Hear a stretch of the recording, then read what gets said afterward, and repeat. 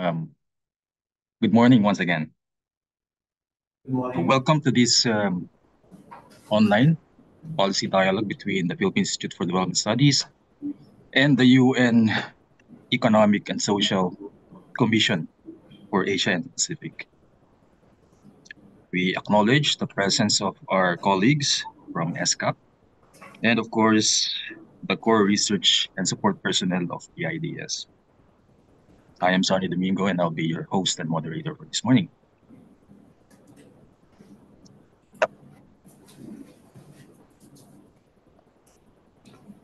For today's event, we have only 1 hour for the presentation of ESCAP, as well as our eventual discussions. So let's get started. To formally open our program, we call on our president, Dr. Aniceto Orbeta Jr., to give his welcome remarks. Dr. Orbeta? Thank you, Sunny. Good morning, everyone on Zoom. Welcome to our policy dialogue with the United Nations Economic and Social Commissions for Asia and the Pacific, or UNESCAP. We are pleased to host ESCAP again as they present their annual flagship report, Economic and Social Survey of Asia and the Pacific.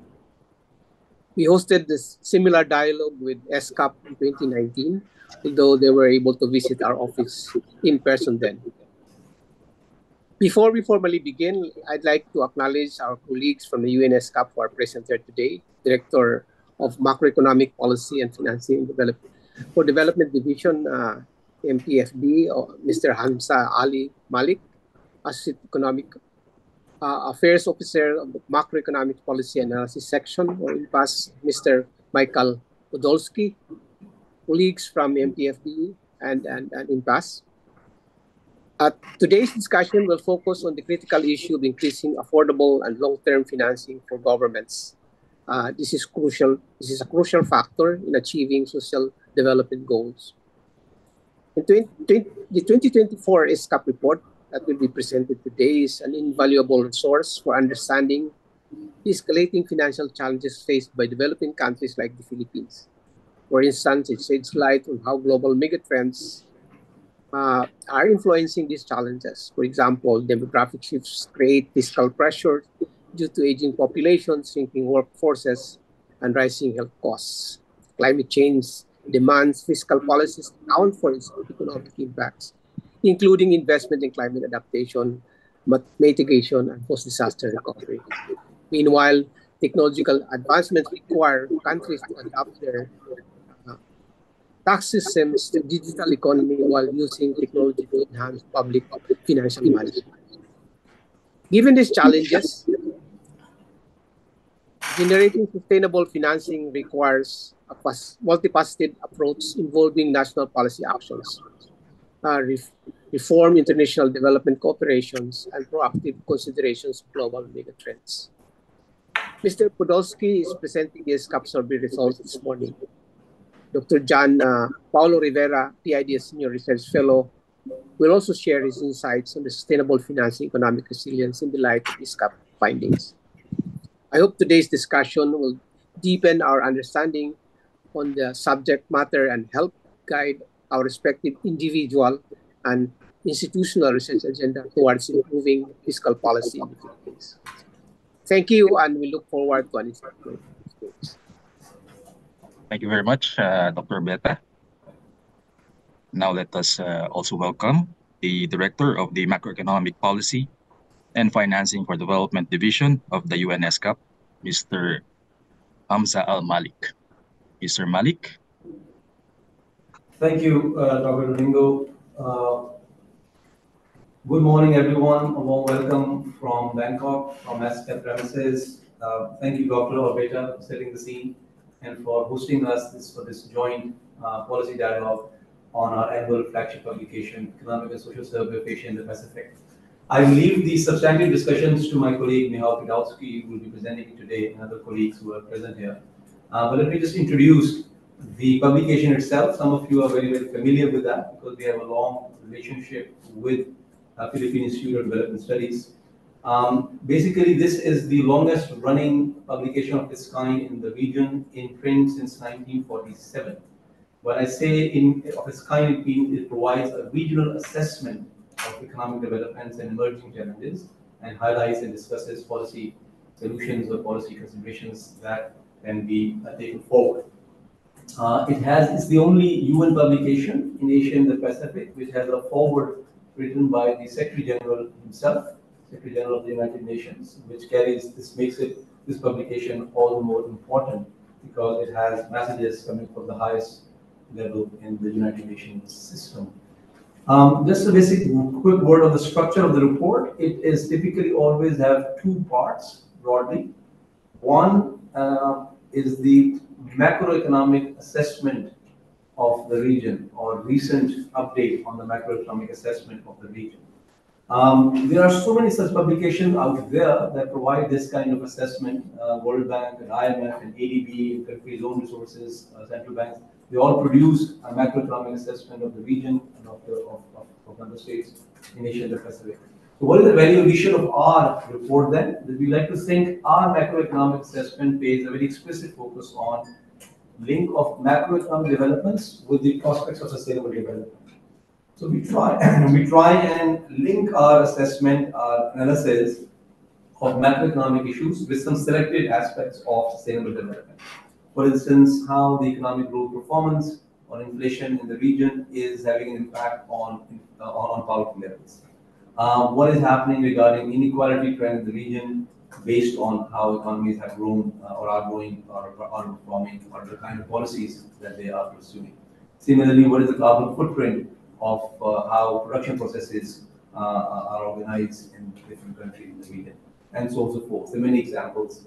We don't try to be comprehensive in every single aspect, in every single publication, but we try our best to try and link whatever issues we highlight from the economic perspective and then see how they have an impact on certain areas of sustainable development, which are much more direct relevant. So that's something we think is a value addition or a bit of a niche of this publication, which sets this apart from similar publication, other publications in the region.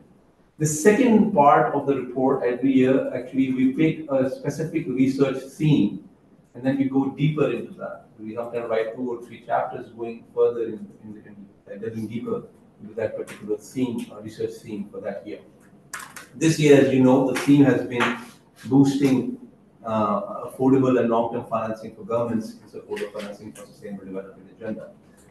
This is in a way a bit of a continuation of our work that we have done last year in particular, in 2023, when we focused explicitly and more directly on the issue of debt vulnerabilities that the global economy and the Asia Pacific economies are facing. So in that analysis, we proposed an alternative and augmented approach to assess their sustainability compared to how IMF and World Bank methodologies do that. Our proposal was focused more on how to incorporate long-term investment requirements and the associated financing needs in the debt sustainability assessment analysis, while calling countries whether they are under debt distress or whether they should be they're okay and the debt is sustainable over time or not. Our message is very simple. Once you have a long-term view, in our model at least it was 2040, it pays to policymakers to try and assess the implications, the positive impact of investments in SDG over the long term for the economies and on debt when they're assessing their current debt sustainability.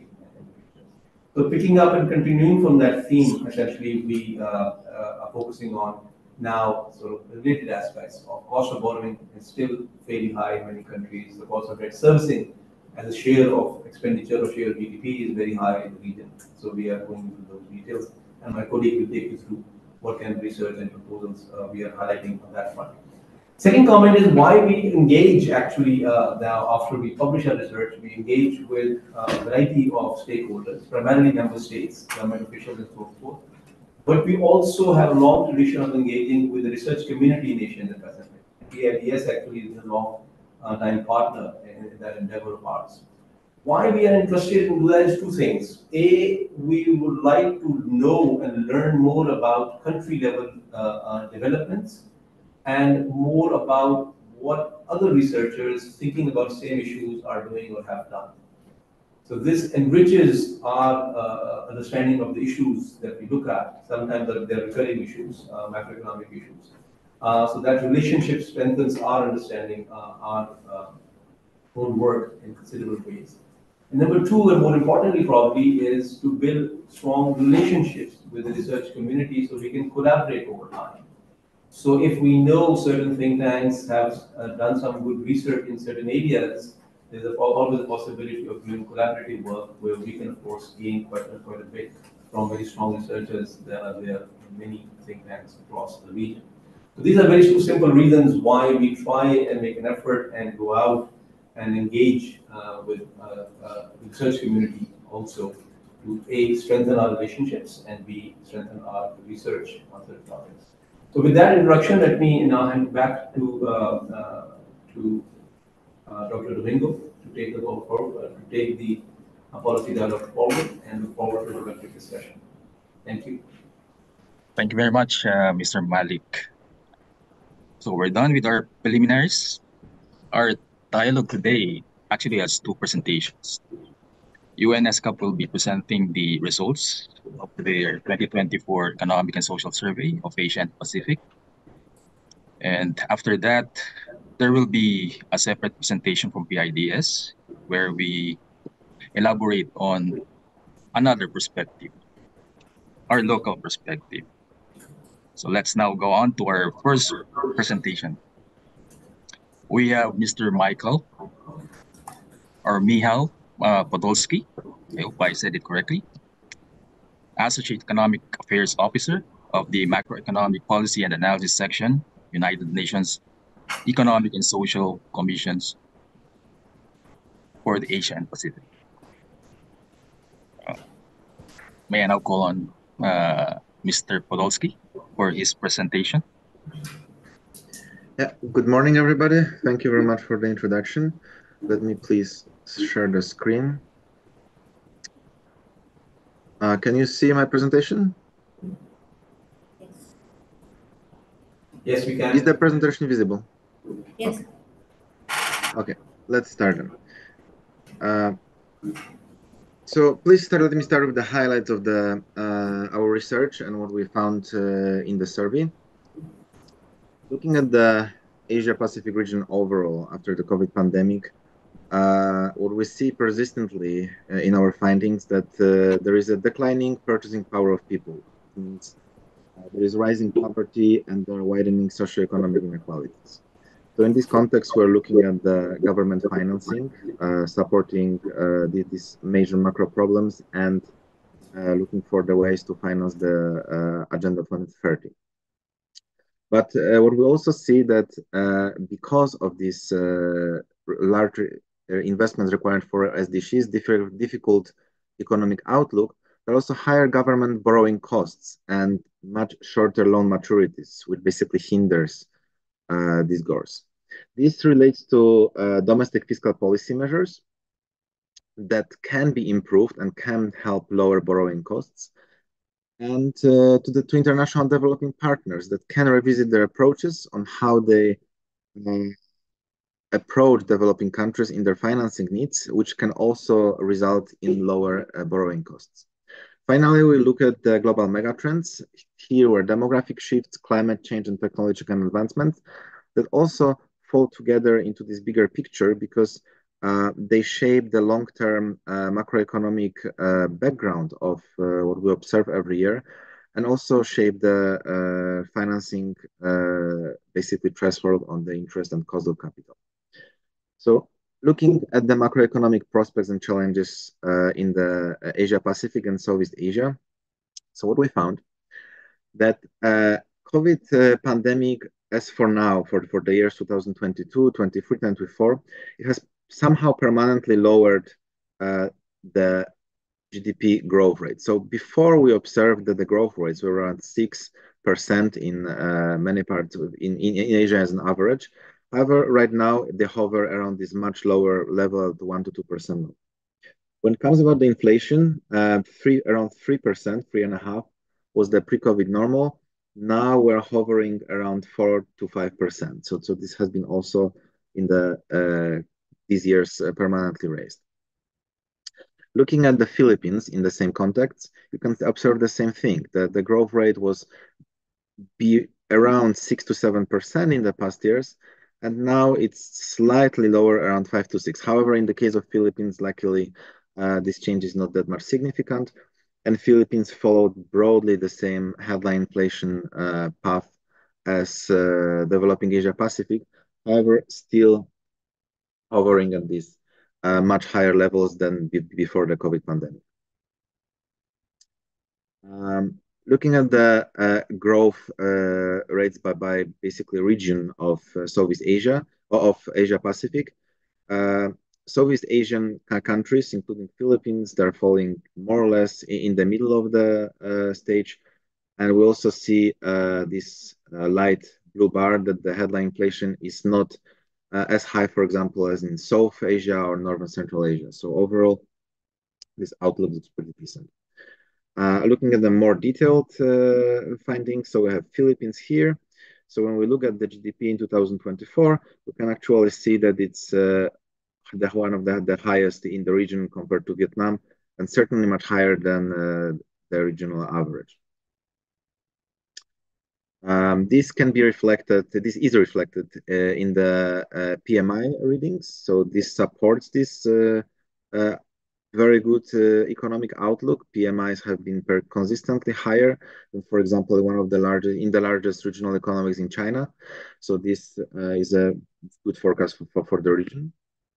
And wondering where what's dragging up the whole recovery in the region. So you can see that there is a huge uptake in accommodation and food services. So this can be, for example, related to tourism, but also in the ICT sector. And this has been persistently up since the COVID-19 pandemic.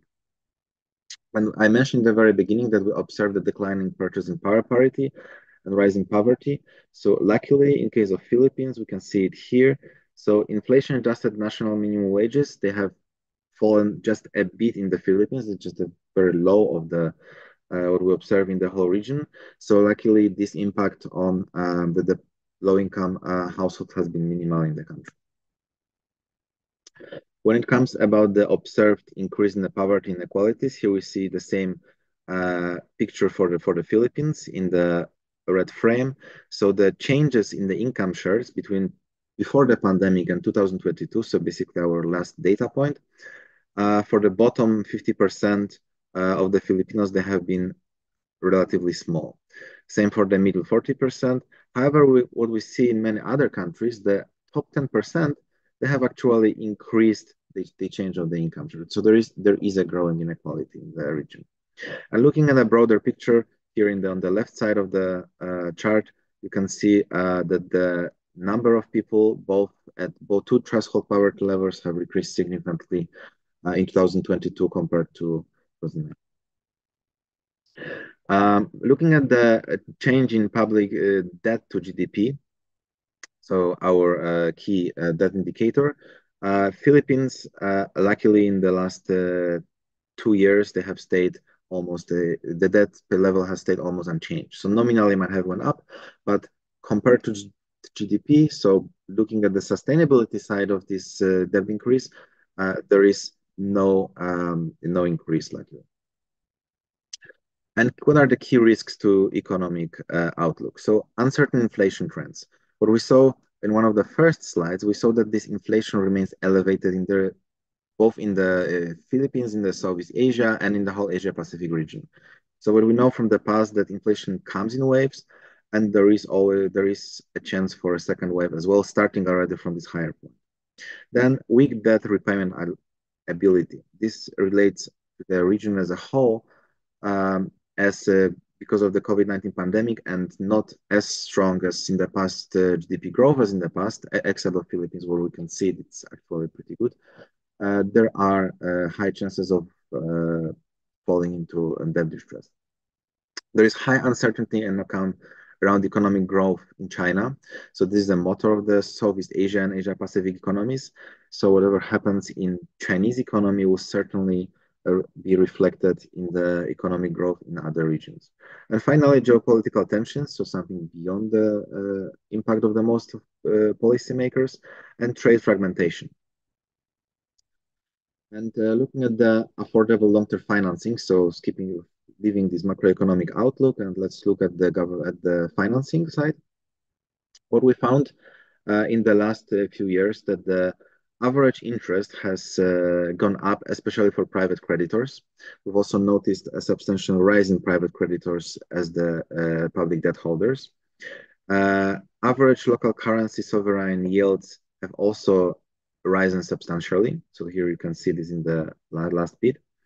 And finally, the average maturity of the loans, both for official creditors, so this green line, and all creditors, and in particular private creditors, it has all gone down. So this is much more difficult for policymakers and governments to borrow because it also relates to the higher borrowing costs. So the investors are more scared, they're more risk averse, and they don't want to go for a long-term financing, which is actually very needed for Agenda 2030 and sustainable, calm financing for development projects that in nature are very long projects.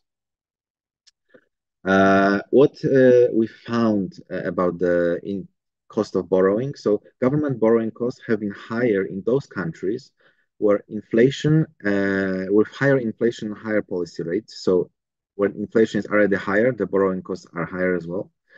With more volatile exchange rates, so basically a less predictable economy, with higher perceived fiscal risks. So this word perceived is very important here because it's like a key for policymakers, because fiscal risks might not be elevated. However, if they're perceived as investors as higher, this already translates into higher borrowing costs. And this might relate to the transparency of the country, of availability of data, of what investors think is happening in the country and not necessarily what is really happening.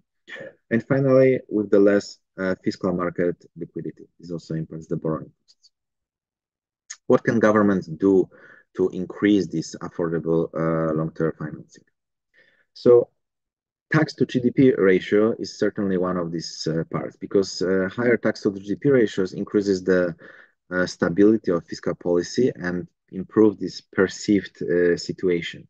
And when we look at the Philippines are still in the middle of the range for the Asia Pacific region, and there is some additional tax potential. But tax potential, what we mean is we look at countries at similar development level indicated by GDP per capita, some fiscal indicators, and we compare the collected, so basically tax to GDP ratio with a certain country with the average of the group. So here in the case of Philippines, for the development level, there is some, however, not one of the largest, but still quite some potential for increase these tax to GDP ratios.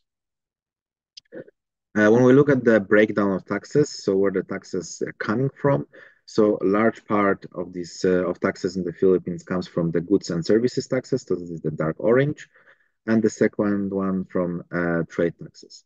The rest is coming from corporate and personal income taxes. The overall Philippines are in the middle of the range for the Asia Pacific, and also compared to other regions individually, basically we see that it's the situation is on average similar to what's happening in the region. Second thing, strengthening capital markets. This is very important for public debt and for borrowing in general. So because if the markets are strong, so there is it improves transparency, it lowers the risk for investors. And how is it created? So basically first from the domestic savings. So for the Asia Pacific, we see that they're overall globally in the middle, rather high. However, we can see also that the capital markets for these savings to be deployed in the economy is kind of lowish for the Asia Pacific. This is important because having high savings rates is already a good start. However, the saving must be passed into the economy to basically lower the borrowing costs and be channeled to developing purposes. And second, and next one, international developing partners. There's also high potential for help here. So basically, first starting from provision, only the international developing partners are failing quite substantially on borrowing to developing countries. Second, the allocation of the borrowings. So there are some historical and political factors that still bias the choice of where the capital is deployed. There is not basically enough of these flows to those who need the most. Moving forward, there is high chance to boost these lending capacities through increasing capital, new rounds, optimize existing capital deployment, improve in the lending terms. So basically focusing on the local currencies, which makes economies in general much stronger if they have public debt in the local currencies and cuts the exchange rate risks and cutting the administration burden. So here is the national level thing to do because administration burden often also leads to higher borrowing costs. And finally, moving to the last part, the global megatrends. How does it translate into fiscal space and borrowing costs?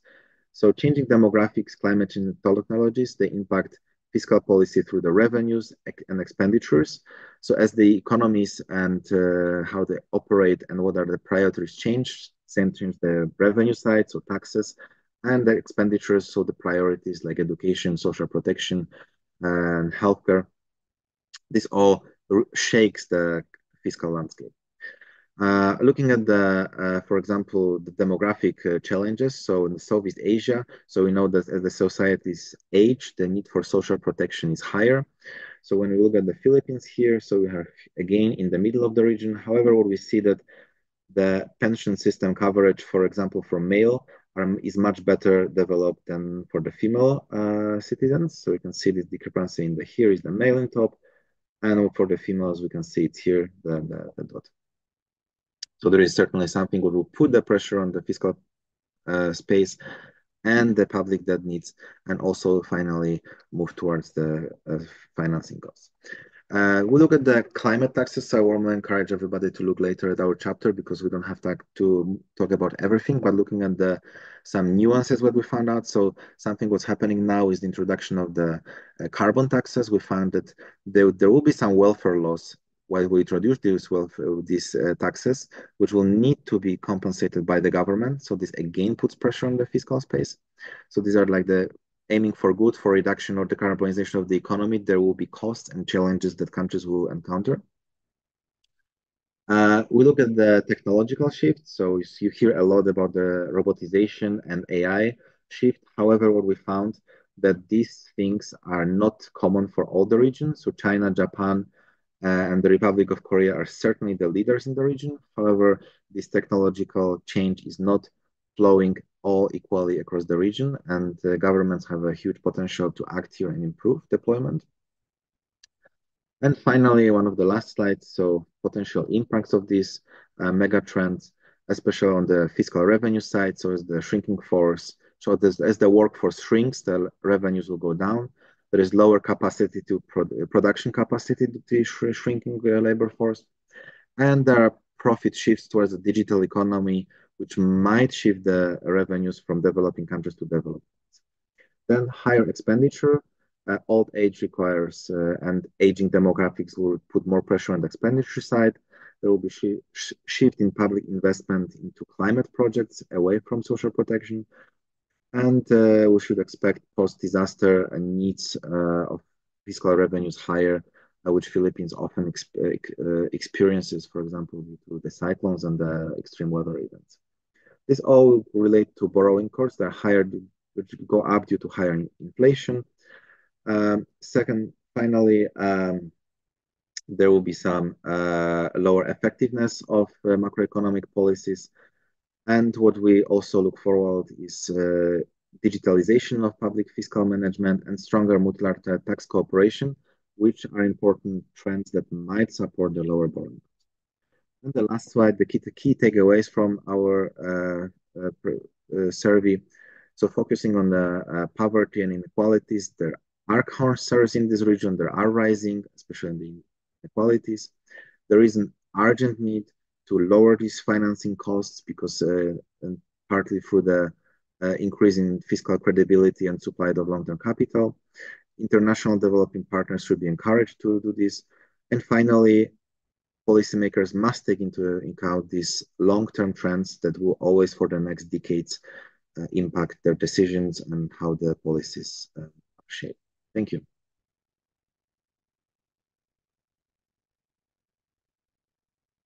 So, thank you for that comprehensive presentation, Miao. You'll have time later for the answering of questions from our participants. Yeah, will do. Thank you. Excellent. To our participants, you have the Q&A box here at Zoom for your queries. So please use that or raise your hand so that I may acknowledge you to raise your question. Now let's go on to our next presentation. So you've heard the results of the UN ESCAP's survey. Now we'll have our discussant from PIDS. And for that, we have one of our senior research fellows, Dr. John Paulo Rivera. JP, you may have your presentation.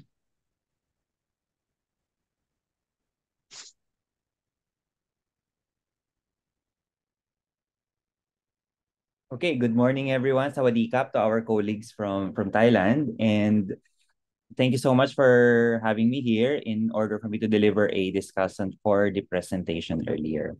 So I would like to begin my discussion with a quote saying that what makes for the good society is a sound economy. Without it, all the rest falls apart. So the point of why we're doing the macroeconomic analysis, the public spending, is for us to create a better society for our citizenry. And in the next 10 minutes, so I have three areas of discussion covering number one, macroeconomic prospects and challenges contextualized to the ASEAN region and in the Philippines. Second would be ways to increase affordable long-term financing. And third would be global megatrends. So let me proceed with the first one. Okay. So for macroeconomic prospects and challenges, so as presented earlier, the post-pandemic challenge has been encountered by most economies, and we have seen rocky economic growth due to revenge spending, to the growth of tourism spending, high inflation, resulting to high interest rates. And some observations, particularly for emerging markets and developing economies, that inflation for these economies, well, in the case of the Philippines, our experiences here is inflation have been mostly cost push more than demand pull, and that core inflation here has been increasing faster than headline inflation. And the reason why this is happening is because of the supply chain constraints that the Philippines encountered due to economic and non-economic reasons that we have encountered during the pandemic and after the lockdowns that we have encountered. And there have been two arguments by local economists here regarding this behavior of inflation and interest rates in our country.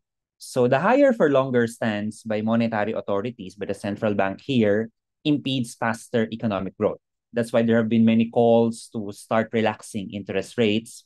But then there's also this conversation wherein lower policy rates alone cannot guarantee faster and higher quality economic growth, learning from the experience of India, wherein their high interest rates did not necessarily impede their economic growth in the previous quarters. And what are the implications of these observations? So we would need reforms, and I would like to share three key implications. So highlighting the importance of how reforms can create meaningful impacts on resource allocation and distribution. First would be is to leverage both the capacities of fiscal and monetary sector in stabilizing the economy, allowing us to meet the goals of the country. Second, emerging markets and developing economies can develop agriculture sector, and taking the case of the Philippines in looking into giving an attention to the agriculture sector in the same way that the manufacturing and services sector has been given attention, with the goal of improving food security. Because looking at inflation data in many developing economies, the source of inflation has been driven by food prices, and this is traced to the lack of supply, the lack of movement of supply in and out of the country, putting pressure on food prices to go up. And third would be improving investment climate by guaranteeing ease of doing business, minimizing corruption, reasonable tax policy, reducing red tape, among others. This is to allow the inflow of both local and foreign investments in order to augment augment existing supplies, provide employment opportunities, and create income generating opportunities for the different sectors of society. Okay? And second would be the importance of global peace, geopolitical stability, and economic cooperation in reforming the global and national economy towards better economic performance. And one of the ways this can be mitigated or facilitated, though this is easier said than done, is to end war and conflict, because peace is a global public good. Political risks generate most of the economic risks that we're currently facing right now. Second would be the FTAs, the mega FTAs that we currently have now. And it's very good to understand that these newer and bigger FTAs are not anymore just limited to economics and trade, particularly RCEP, and it also covers not only economic but also social factors in trade agreements, in economic relationships. And third would be the economic diplomacy, used by government recourses to promote growth of an economy by increasing trade, promoting investments, and strengthening bilateral and multilateral trade agreements, among others. And that's why the participation of many developing economies in these bigger and newer FTAs is very critical in promoting such reforms. Okay.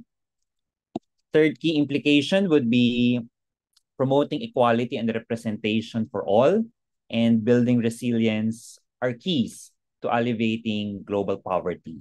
And approaches to do this would be to increase access to quality education and health, build climate resilience, pursue sustainability, which has been a thrust of many economies, both developed and less developed economies, and then the support also for environmental programs. Third would be, the point of our discussion here is on accessible long-term financing. And after those three key implications, I have three ways to increase affordable long-term financing. And as what have been mentioned earlier in the presentation, fiscal credibility is key. And in the context of the Philippines, efficient tax collection, prudent spending of taxpayers' money on programs, activities, and projects that are productive and value-adding would help in increasing fiscal credibility of governments. Second would be to ensure an economic environment that is conducive for both real and financial investment. However, this is anchored on the economic performance, on the economic environment that the domestic economy and the international community is creating for everyone. Third would be I think this has been also mentioned in previous ESCAP reports, wherein a new set of financing metrics that can be used and recognized by the international community.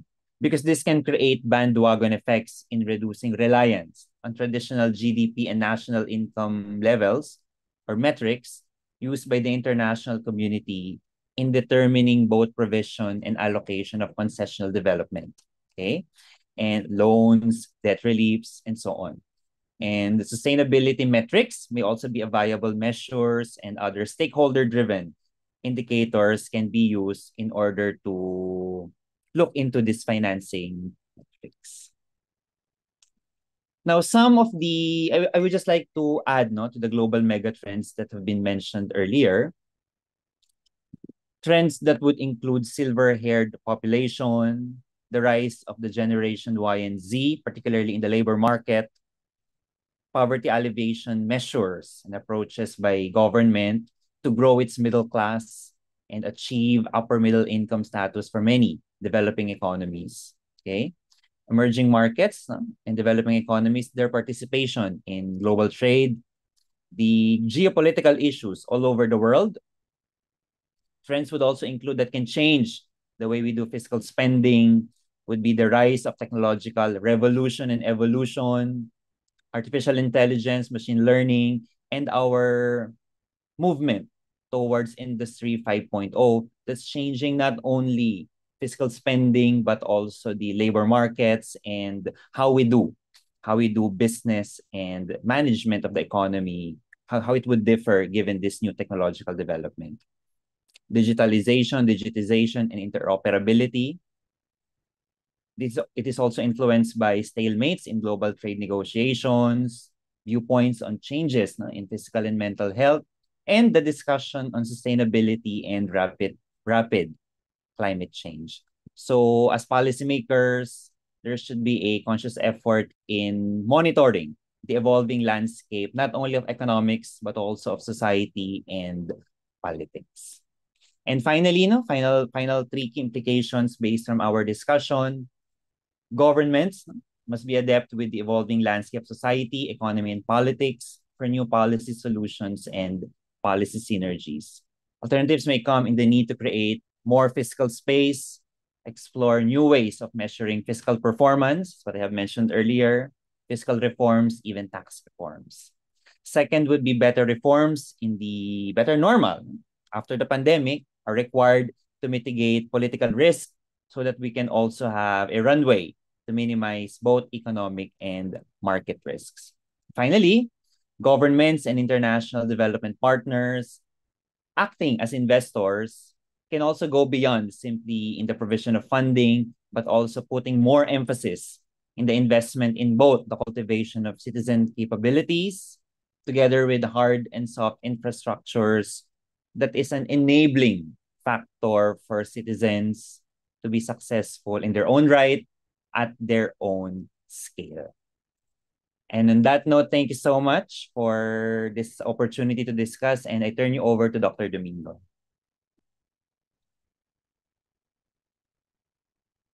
Thank you, JP, for that very insightful presentation. So before we go to our open forum, let me ask Mihao if he has initial comments on JP's presentation. Mihao, please. Yes. So I really like the very opening of the presentation and the first slide, which I think was still the cover of the presentation, where JP mentioned about the importance of the overall good economy for all the other aspects of life and the social dimension.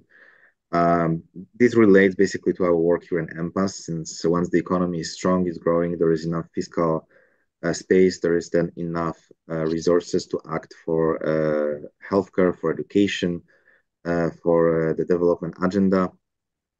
And this is basically the core what I think we are looking here for. Then in the better normal, there was mentioned something what we worked also on in the last year and mentioned this year, the expenditure on health, education, climate, and basically it's sort of what was also analyzed this year from the fiscal perspective, adaptation to these global megatrends. So this is also part of this fiscal for sustainability of public spending and lowering the borrowing costs, since the megatrends shape give the direction of the economy. So it's not something we can fight with. It's only something that we can somehow tilt a bit, and what we need to spend the money on to adjust to. And education and healthcare and social protection are one of these key tools the governments have to make sure that the population, the people are ready for this change. And then most likely it's then up to them how they will find a way to adjust to this, because with high human capital, with highly productive society, the economy will usually finds its way to adjust to these trends and build stronger and better for the future. So these are these two, I would say, key observations I have for the presentation. Thank you, Mihao.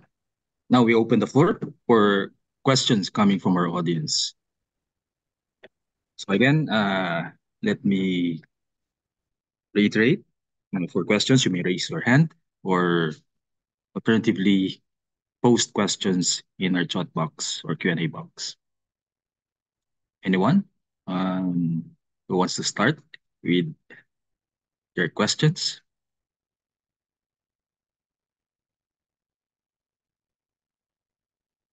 Okay, probably while waiting for questions from our participants, let me ask a big one. just looking back at the presentations, both from Mayhouse and JP's, it seems that we are looking more at a multitude of concerns rather than positives. Example, it was mentioned that we have below trend GDP across the region, high inflation, weak exports and consumption, weak post-pandemic job recovery and purchasing power, increased poverty and income inequality, suboptimal tax collection and utilization, and debt servicing remaining as one of the biggest burdens for the region's nations, including the Philippines. So, given those, I know that JP mentioned earlier options, and of course, Mia also mentioned earlier options in terms of ways forward. But if we're going to have a leaner recommendation for our decision makers in government, what are those, or how should we proceed with this year and the coming years? Who wants to answer? JP, please. Yeah, maybe I can take the first crack na, to that question. In terms of policy formulation, I think the immediate step that we can actually do, as immediate as after this webinar, is number one would be to recognize that in the policy formulation, we are actually addressing issues arising from number one, ineffective coordination among local and international stakeholders. And in recognizing that fact, we would be able to recalibrate policies in order for this policy to be able to face that complex problem that involves many big participants. Also, there's also a need to recognize that problems are actually, or the issues that have been mentioned earlier, these are already recurring problems and have been mostly worsened by many attempts to address such problems. So in trying to look into that nitty-gritty of the issue, we are able to recalibrate policy formulation so that we can provide solutions that are targeted to the root cause of those mentioned problems. All right, thanks, JP. Mihao? Well, just going back to our budget hearings, ongoing budget hearings, and just last week, I think DOF presented their proposed budget for the year. They flagged our maturing debts. And so debt servicing really is a big part of our local discourse in terms of moving forward. Mia, would you have any insights with regard to our supposed right path, decision-making wise? Yes. So on that issue, there are two things we mentioned repeatedly in the report. So first is on what it is spent, where, and how. So public debt, you want it most in the best option to be spent on something productive, not on the continuous consumption, because if it's productive, it brings return. If it brings return, then you have the capacity to pay it back. If you spend it on ongoing functioning of the government, on some fiscal expenditure, which do not bring this capital return, then you are falling into the trouble. And then in how is it spent? So we look here on efficiency, on transparency, on a good allocation of this. And here is a big opening, like a changing factor we have everywhere in the world, is digitalization of public finance. It's useful mostly from the operative perspective. So it cuts the losses. It makes sure that policymakers literally, saying it simply, know what the money is spent on, how is it spent. There is procurement, there is a control, there is transparency, there is possibility for quick reconciliation. So these two things, I would say, are the key priorities for the first one for every government for since always. So basically spending the money efficiently, more on productive assets, especially for the public debt. And the second thing that it's now emerging and possible for the policymakers to capitalize on and improve what we're doing is the digitalization of public finance. Okay, thanks. Thanks, Mia. So it's us essentially minimizing potential social impacts of debt servicing. I think we have a good question here coming from ESCAP, from Wacharin, and he is asking this question. As a climate-prone country, to what extent is the Philippines ready to cope with climate change from a fiscal perspective? Example, fiscal resources, risk-informed fiscal planning, carbon pricing, etc. So who wants to answer that? I think I'll take that. JP, please. Yeah, so thank you, Batcharin, for the question. And as far as the Philippines is concerned regarding a spending on climate change or climate prone initiatives, as you may know, the Philippines is one of the most susceptible economies to rapid climate change. And in response to that, the Philippine government is into spending, no? Spending on climate change or addressing climate change initiatives such as number one, would be in terms of flood control. That's for hard infrastructure. And then government is also spending on weather monitoring, climate monitoring equipment. And then for the soft component, government is also into training, no?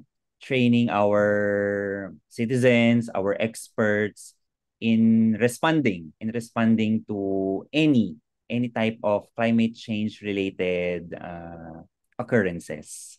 So that it's really bulk is coming from spending on both hard and soft technology approaches to mitigate, no, rather to respond rather to climate change. All right, thank you, JP. We really need more than an hour for an engagement like this, no? Especially since we have very good presentations. Probably one last question coming from our participants. We have several senior fellows also in attendance from PIDS. And aside from asking questions, you can also manifest comments and suggestions. Are there any from our current participants?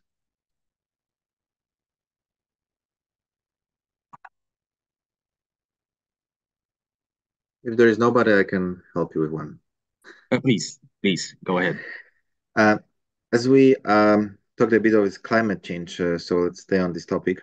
So when you say that the government spends on climate adaptation mitigation, so I would have two questions on this.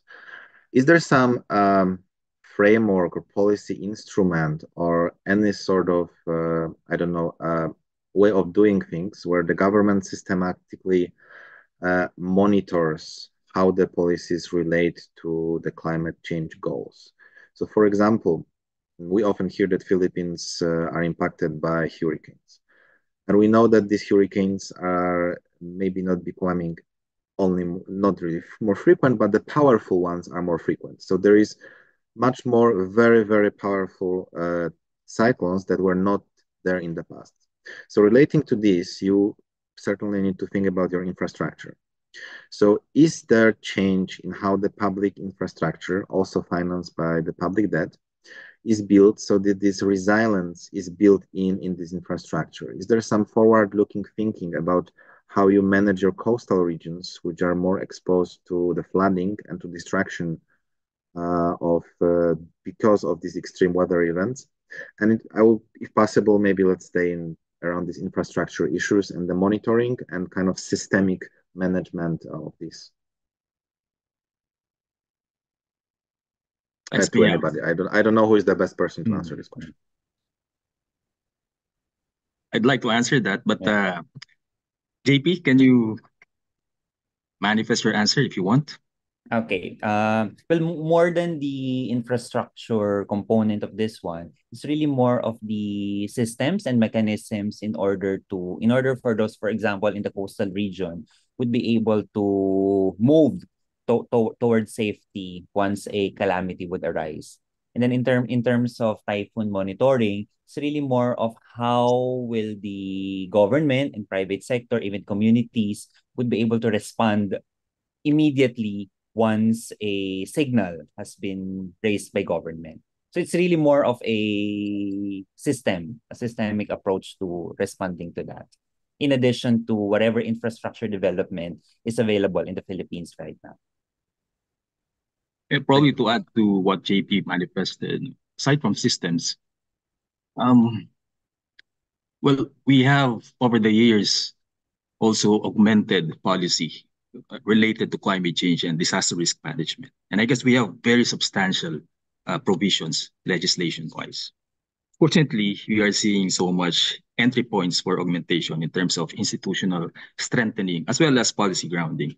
So we've been, well, encountering the same issues over and over, year after year, disaster after disaster. So I guess it's all about us trying to strengthen our mechanisms in terms of not only response, but also in terms of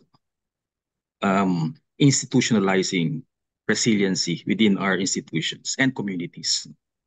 So systems, institutions, and of course, um, public investment when it comes to not only us looking at grounding policy, but also us looking at augmenting infrastructure, augmenting human capital in terms of their ability to resist, respond, and recover. So, are there any more questions?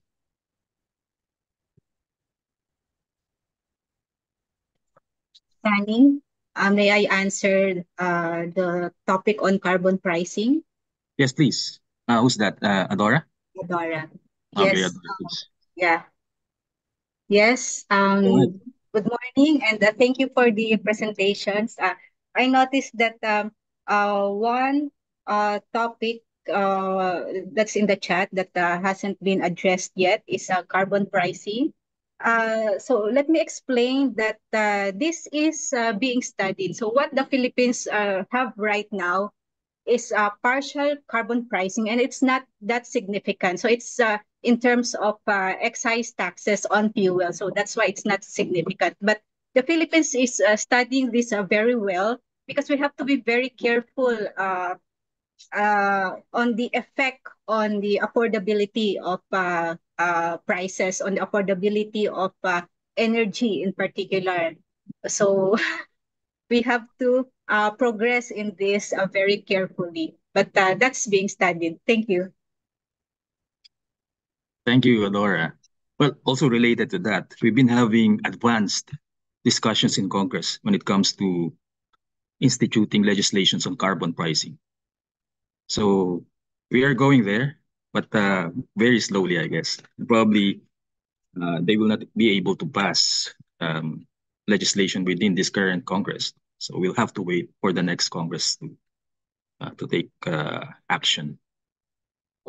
Unfortunately, it's 11:32.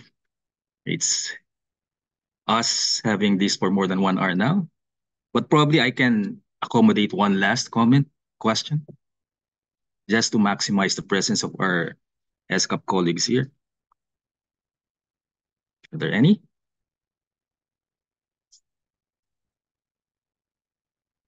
Also, if none, I guess we can move on to closing statements from our presenters. JP, can you start? Final thoughts on today's presentations.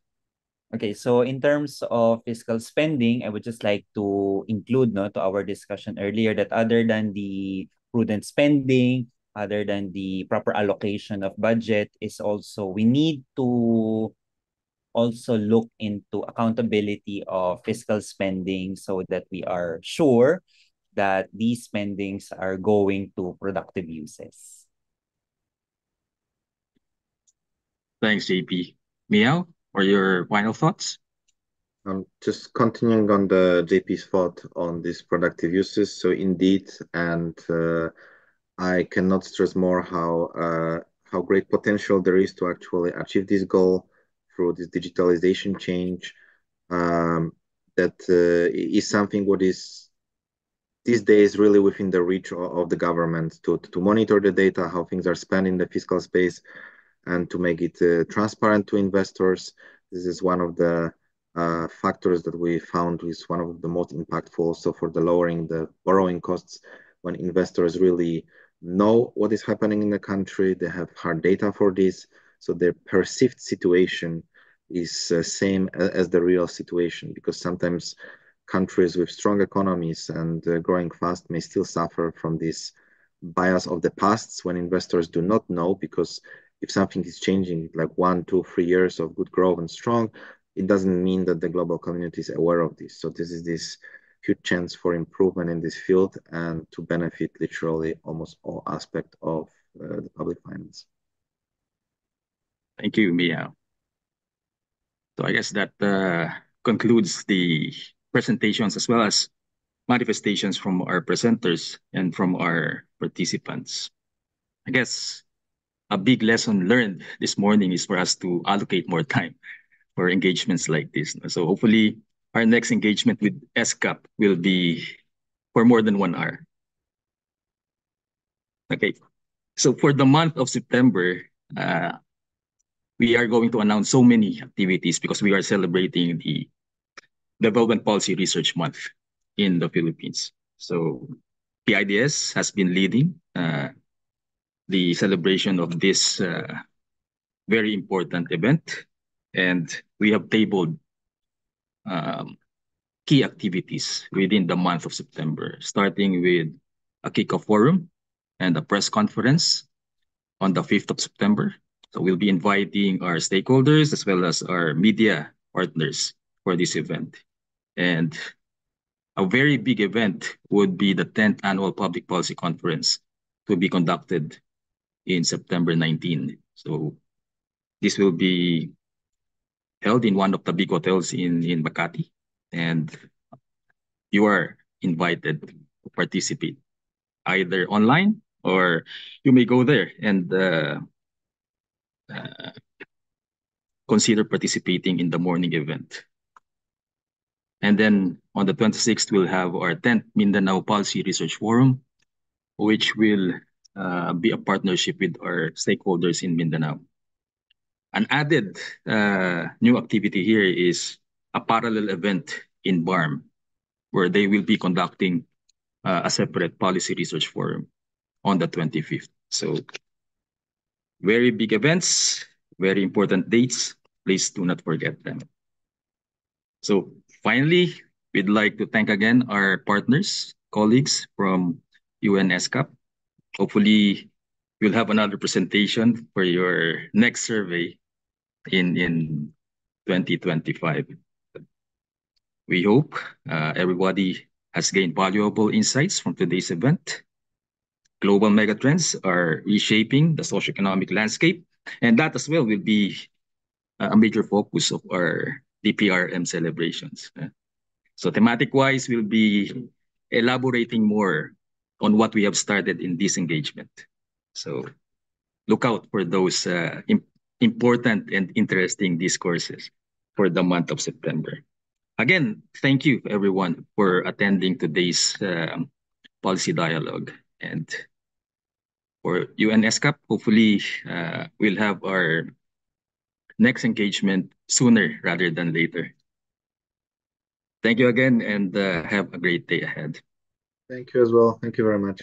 Thank you very much, everyone. Bye-bye.